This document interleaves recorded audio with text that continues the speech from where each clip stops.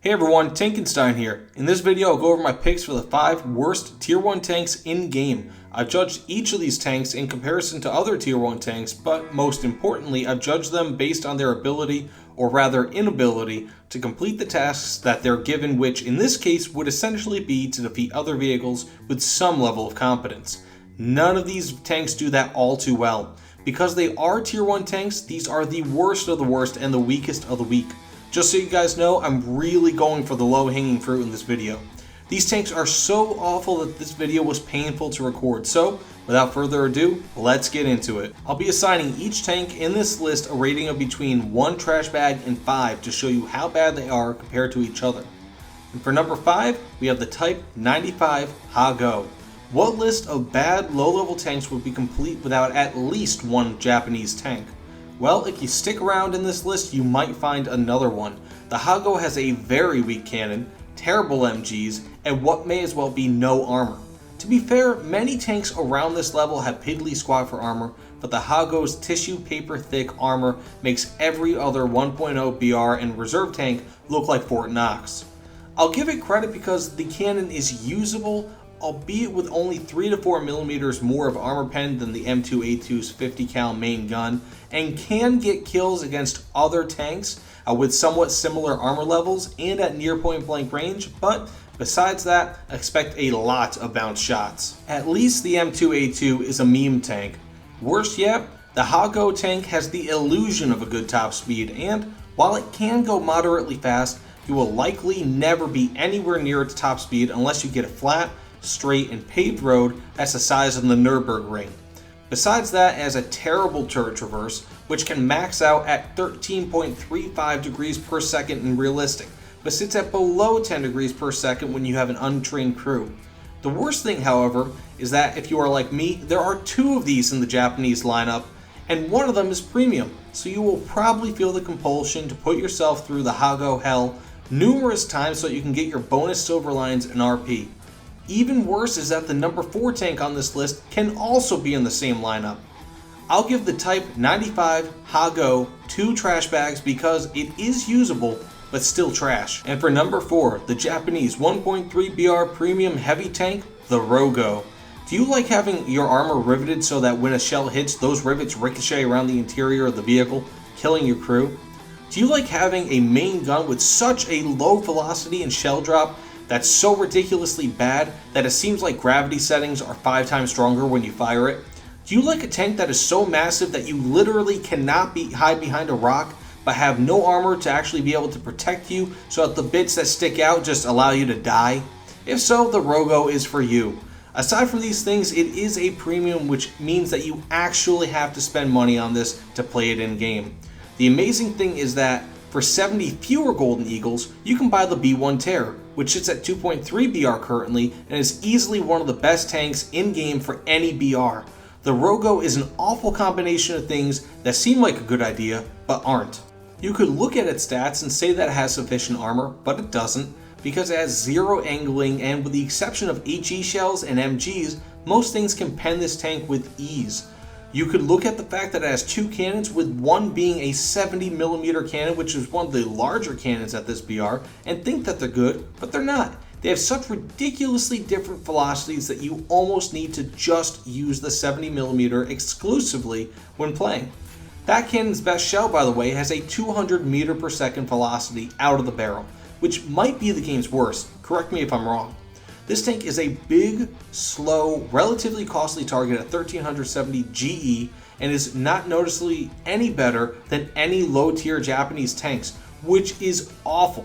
It is not unplayable, but you basically need enemy tanks to willingly give themselves to you so you can get a kill between how slow the shells, turret traverse, and tank itself all are.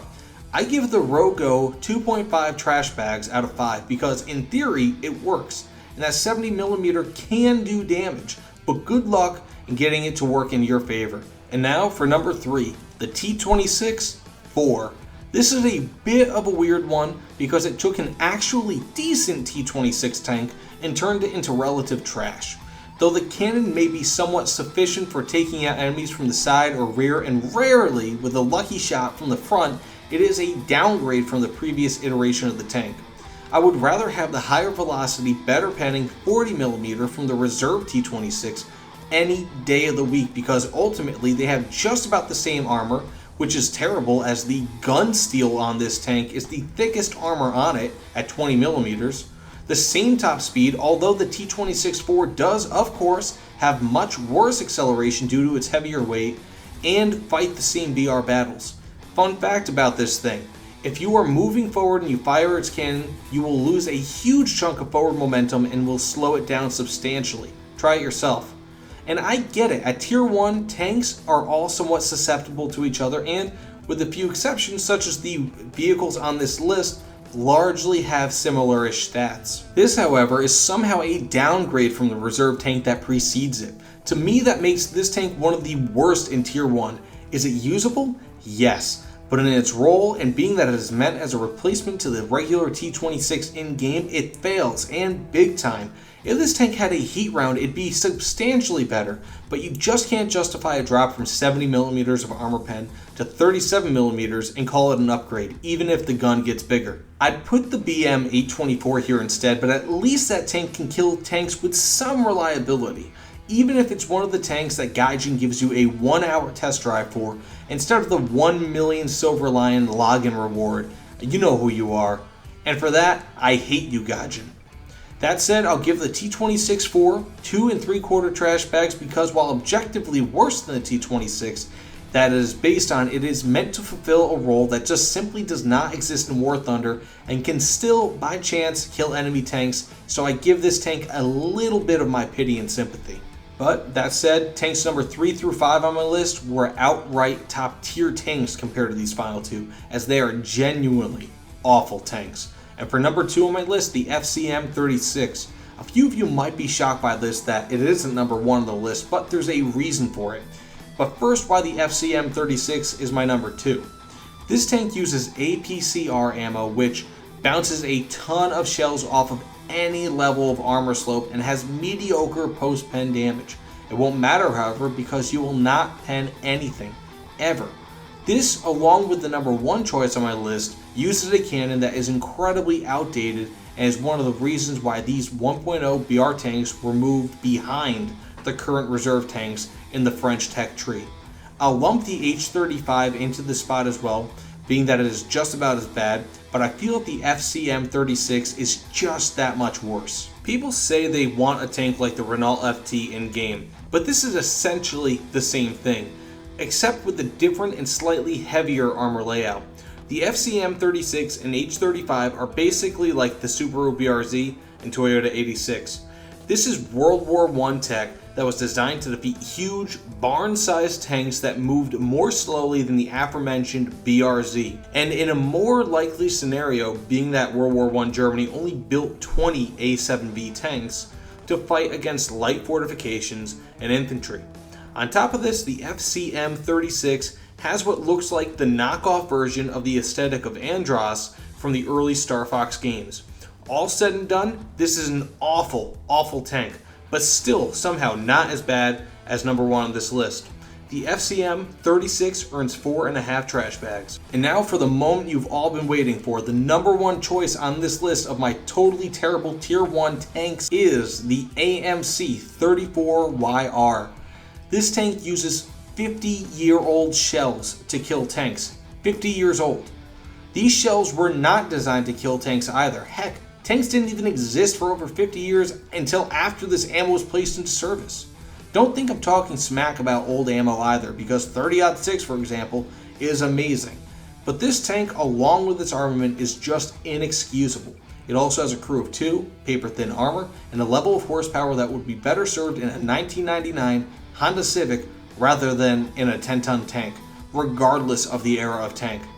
Aside from these faults, as ammo racks the size of the Yellowstone magma chambers, an awful reload rate, and is slow, which is especially bad because you'll be forced to endure the embarrassment of being seen in this tank by your team for a longer period of time. This tank even has what looks like a toilet seat on the front, which is unbelievably relevant to how it performs in battle. In theory, a 47mm cannon combined with APHE ammo should be decent, especially at this tier, but the 27mm of armor pen only achievable in a perfect situation, mind you, would say otherwise.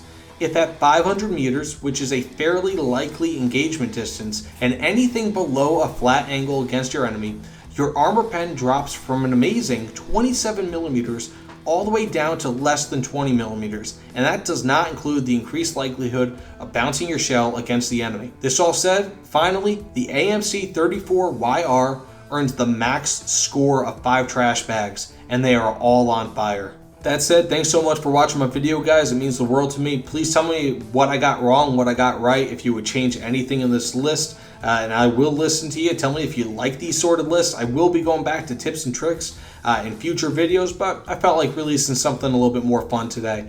That said, again, please, if you haven't done so already, subscribe. It means the absolute world to me and helps my channel grow tremendously. But either way, signing out for the night. Thanks again for watching, guys, and I'll see you all on the other side.